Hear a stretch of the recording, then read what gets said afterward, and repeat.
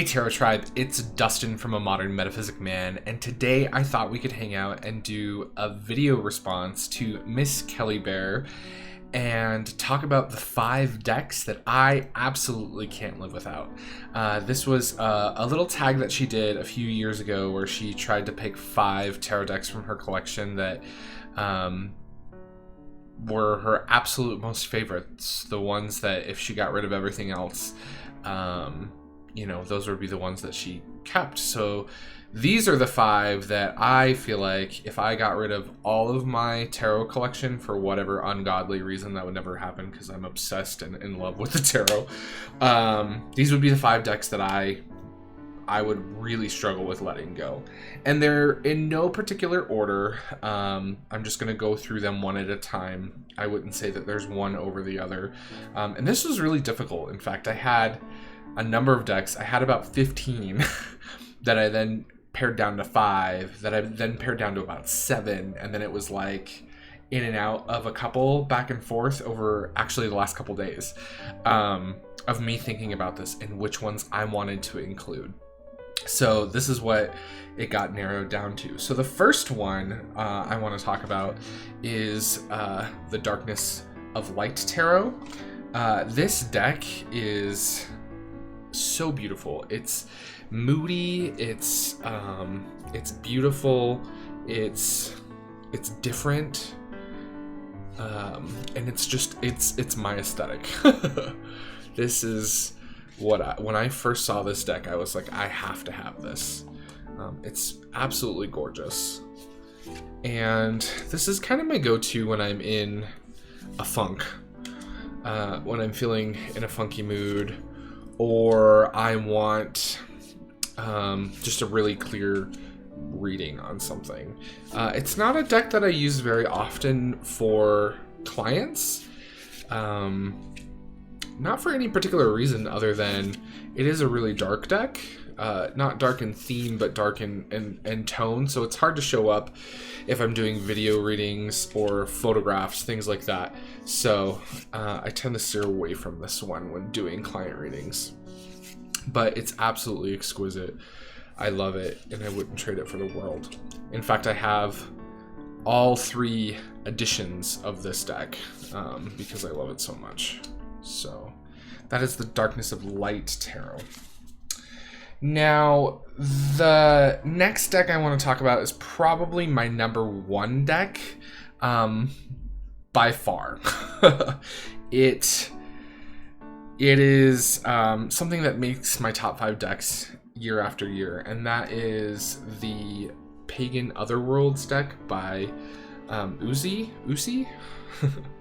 And this deck is just amazing. It is, first of all, the artwork is just mind-blowing. It's so well done. It is an RWS based deck, but it removes the figures from a lot of the pips, so it has like this otherworldly card. This is the additional card, the Seeker, which I do often use for readings, and this is a card that I read with professionally a lot. I love it. It's really universal. It doesn't lean really one way or another. The images are really clear, and as you can see, it still has that RWS feel, but it's very all the figures are removed, and it's kind of distilled, which is what I really like about it. I just love it.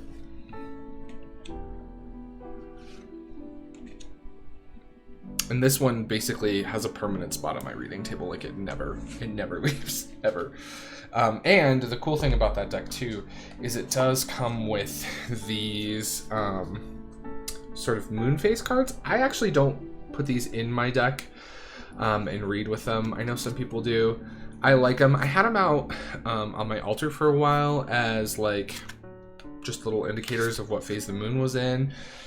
And then I did the giant rearrange, and then it kind of went away.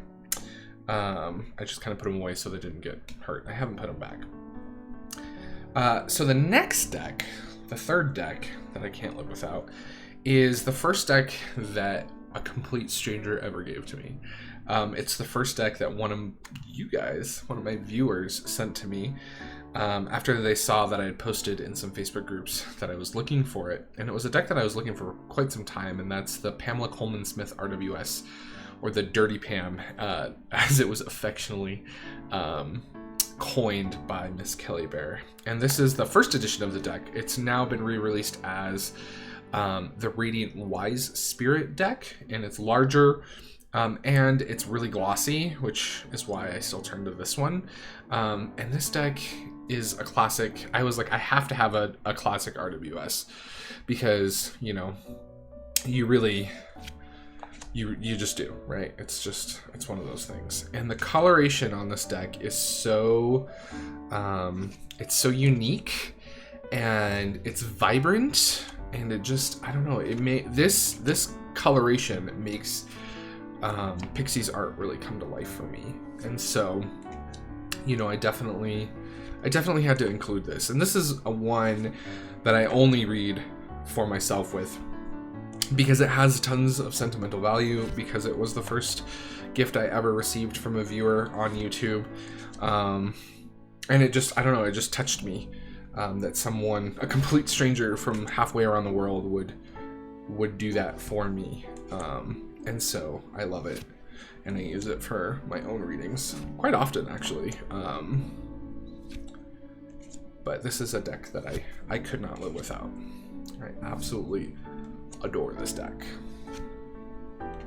So that is the Pamela Coleman Smith RWS by Los Scarabeo, the first edition. The next deck, the fourth one that I can't live without, is a Taroko Studio deck.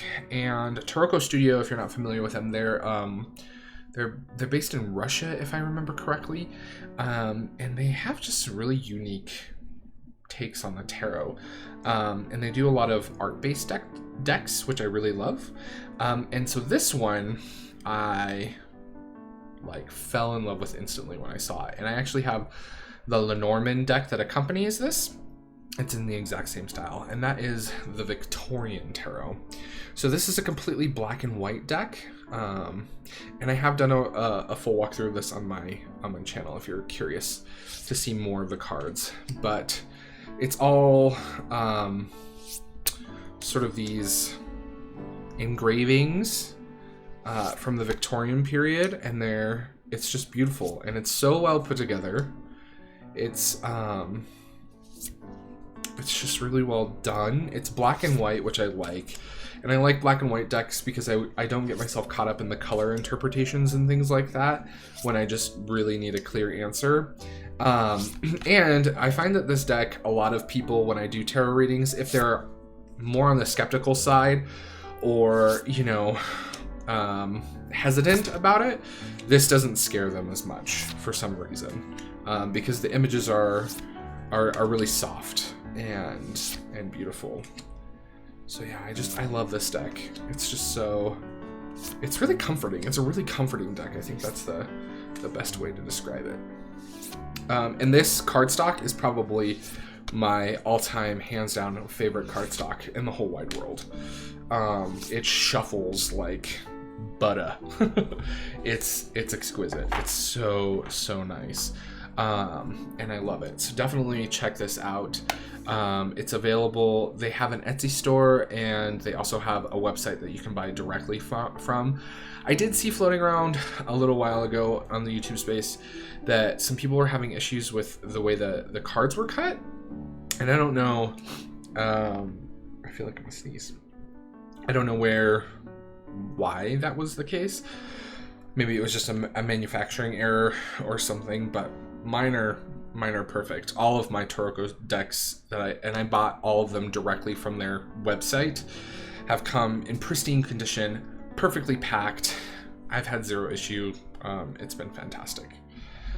And then my last deck, so the fifth deck that I absolutely can't live without, is a Marseille deck. I had to include one Marseille deck. I almost didn't, actually. And then I was like, no, I need a Marseille deck. Like, if I'm only going to live with 5 tarot decks for the rest of my life, one of them has to be a Marseille deck. So I pulled out my favorite all-time Marseille deck, and that is the La Corte dei Tarocchi by Il Meneghello.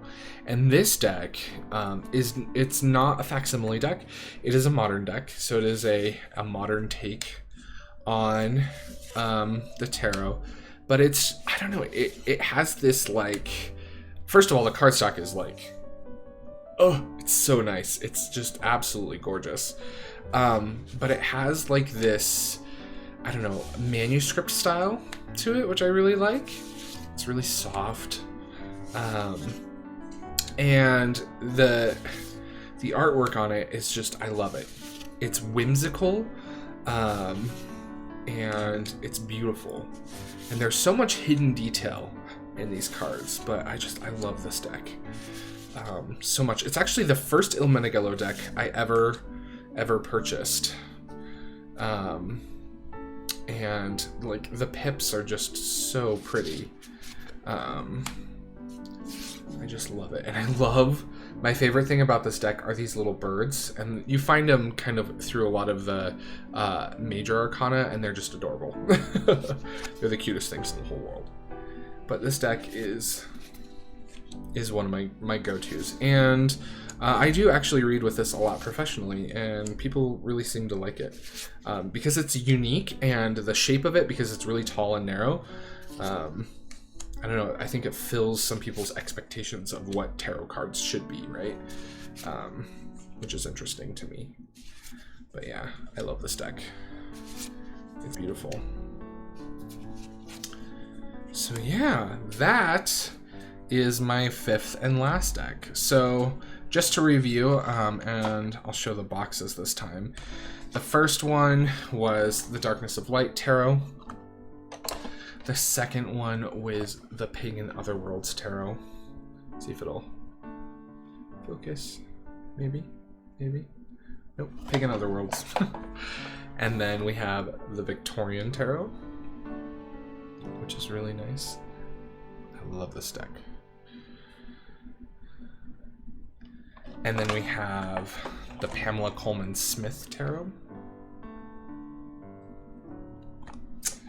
And lastly, we have the La Corte dei Tarocchi by Il Meneghello. And those are the 5 decks that I absolutely cannot live without. I love them to death. And, you know, who knows, maybe this will change next year. This might be a fun thing to do once a year, like Kelly from Truth and Story has done, and Kelly Bear has done, and I think there's a few other people who've done it multiple years in a row now and compared. And it's fun, and it's great. So those are my decks. And so I just wanted to say thank you so much for coming and hanging out with me and talking about the tarot. If you want to get in touch with me or book a personal reading, you can do so by visiting my website, and the links are in the description box below. I'll also put links to all of these decks and where you can find them, and pick up a copy for yourself if you're interested. And yeah, remember, everyone's fighting a battle that you know nothing about. So be kind, always. Bye, everybody.